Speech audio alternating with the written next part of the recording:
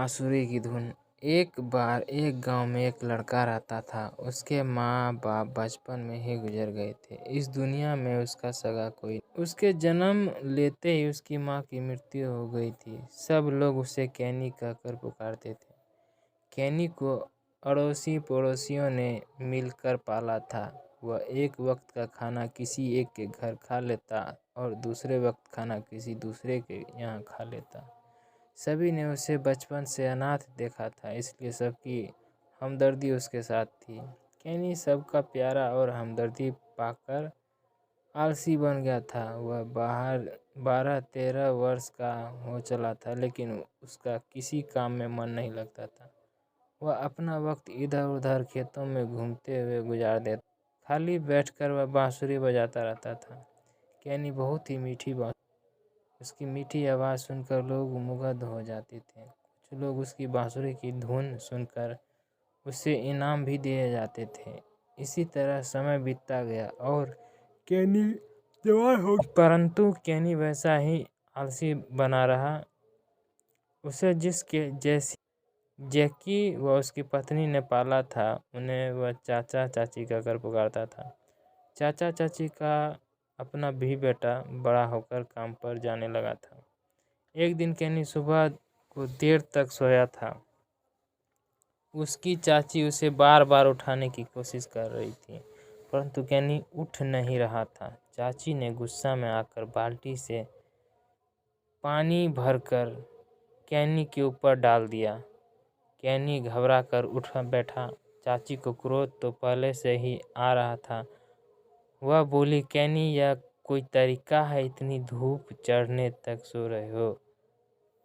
अपने चाचा की कमाई पर ऐश कर रहे हो। खुद कमाई करोगे तो पता लगेगा कि मेहनत क्या। कैनी यह बात लोगों से सैकड़ों बार सुन चुका था कि खुद कमाई करोगे तो पता लगा, परंतु उसे कभी इस बात का बुरा नहीं लगा था। परंतु आज सुबह सुबह चाची के मुंह से ये शब्द सुनकर उसके दिल में तीर की तरह चुभने लगे। उसने चाची से कुछ नहीं कहा, लेकिन मन ही मन निश्चय किया अब वह घर कभी नहीं लौटेगा। जब कुछ कमाने लगेगा। कैनी ने घर से निकलते समय जैकी चाची और चाची फिर उसे गले मिलकर बाहर निकल गया। शाम को जब वह कैनी देर तक नहीं लौटा तो जैकी और उसकी पत्नी कैनी के सुबह के बदले हुए व्यवहार के बारे में चर्चा करने लगा। कुछ समय बीतने पर जैकी को कैनी की चिंता सताने लगी और वह पत्नी, तुमने सुबह ही उसे अच्छी खासी डांट लगा दी थी, लगता है वह तुमसे रूठकर भाग गया। पत्नी को अब अपनी भूल का एहसास हो रहा था, परंतु अब कैनी के इंतजार के सिवा धीरे धीरे कई दिन और फिर सप्ताह बीत गए, परंतु कैनी नहीं लौटा।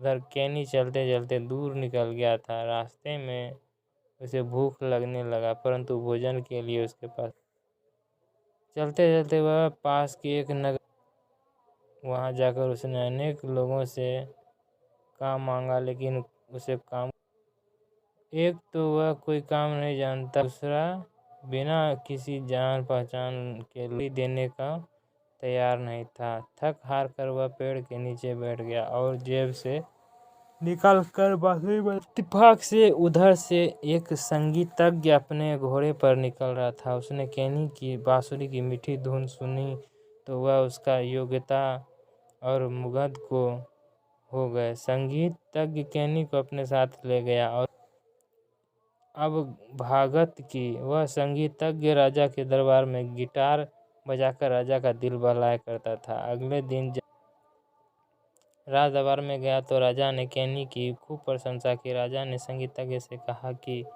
हो सकता है कि कैनी वास्तव में गुणी कलाकार हो, परंतु हम पहले परीक्षा लेना चाहते हैं।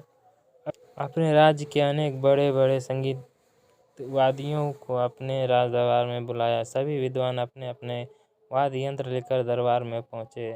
कैनी को भी दरबार में आमंत्रित किया गया था।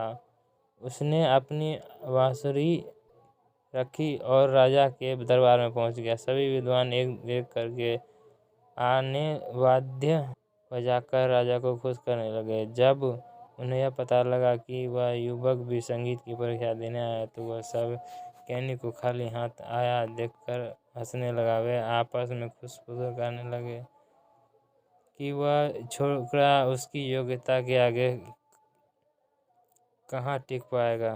सबके पश्चात कैनी की बारी आई तो उसे राजा के सामने जाकर सतमस्तक होकर प्रणाम किया। फिर वह जमीन पर बैठकर अपनी बांसुरी बजाने लगा। उसकी बांसुरी की धुन वास्तव में इतनी मीठी थी कि लोग मंत्रमुग्ध हो जाते थे।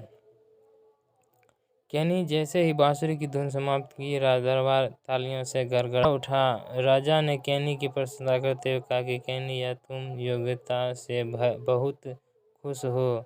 सबसे बड़ी बात यह है कि आपके हंसी उड़ाने के बावजूद तुमने अपना आत्मविश्वास नहीं छोड़ा। किसी भी व्यक्ति की योग्यता और आत्मविश्वास को उसे ऊंचाइयों तक पहुंच सकती है। तुमने अपनी योग्यता घमंड नहीं किया, यह बहुत खुशी की बात है। हम तुम्हें दरबार में नौकरी देंगे। राजा की बात सुनकर कैनी खुश हो गया। वह महल के एक कमरे में रहने लगा। एक माह बीतने पर जब कैनी को पहली पगार मिली तो वह पैसे लेकर जैकी चाचा और उन्हें अपनी तनख्वाह देते हुए पूरी बात बता दी। कैनी बात सुनकर चाचा चाची बहुत खुश हुए। उसके पैसे उसी को वापस देते हुए चाचा बोले, बेटा तुम जहाँ रहो खुशी रहो, परंतु यह बात याद रखना कि कोई भी काला छोटा नहीं होता। तुम्हारी बांसुरी ने ही तुमको यहाँ तक पहुँचा है। कभी कैनी ने चाची भीतर से आई और बोली, ईश्वर की कृपा से तुम सब कुछ प्राप्त हो गया। अपनी मेहनत और लगन के से तुम यह तरक्की करते जाना। यह हमारी बात याद रखना कि आलस से आदमी को निकम्मा बना देती है। कैनी चाची से लिपटते हुए बोला, हाँ चाची, मैं मेहनत की कीमत पहचान गया हूँ। अब कभी आलस्य नहीं करूँगा और जी लगाकर काम